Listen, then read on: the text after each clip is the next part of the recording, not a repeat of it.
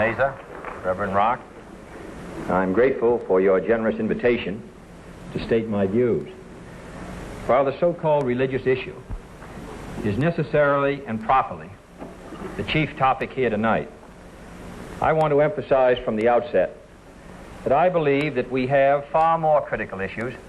in the 1960 campaign. The spread of communist influence until it now festers only 90 miles from the coast of Florida, the humiliating treatment of our president and vice president by those who no longer respect our power, the hungry children I saw in West Virginia, the old people who cannot pay their doctor's bills, the families forced to give up their farms, an America with too many slums, with too few schools, and too late to the moon and outer space. These are the real issues which should decide this campaign. And they are not religious issues. For war and hunger and ignorance and despair, no religious barrier. But because I am a Catholic, and no Catholic has ever been elected president, the real issues in this campaign have been obscured, perhaps deliberately, in some quarters less responsible than this. So it is apparently necessary for me to state once again, not what kind of church I believe in, for that should be important only to me, but what kind of America I believe in. I believe in an America where the separation of church and state is absolute, where no Catholic prelate would tell the president, should he be Catholic, how to act, and no Protestant minister would tell his parishioners for whom to vote, where no church or church school is granted any public funds or political preference, and where no man is denied public office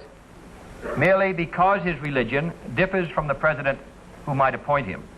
or the people who might elect him. I believe in an America that is officially neither Catholic, Protestant, nor Jewish, where no public official either requests or accepts instructions on public policy from the Pope, the National Council of Churches, or any other ecclesiastical source, where no religious body seeks to impose its will, directly or indirectly, upon the general populace or the public acts of its officials, and where religious liberty is so indivisible that an act against one church is treated as an act against all. For while this year it may be a Catholic against whom the finger of suspicion is pointed, in other years it has been, and may someday be again, a Jew, or a Quaker,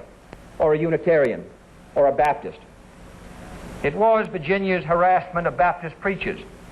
for example, that led to Jefferson's Statute of Religious Freedom. Today I may be the victim, but tomorrow it may be you, until the whole fabric of our harmonious society is ripped apart at a time of great national peril. Finally, I believe in an America where religious intolerance will someday end, where all men and all churches are treated as equals, where every man has the same right to attend or not to attend the church of his choice, where there is no Catholic vote, no anti-Catholic vote, no block voting of any kind, and where Catholics, Protestants, and Jews, at both the lay and the pastoral levels, will refrain from those attitudes of disdain and division which have so often marred their works in the past, and promote instead the American ideal of brotherhood. That is the kind of America in which I believe, and it represents the kind of presidency in which I believe.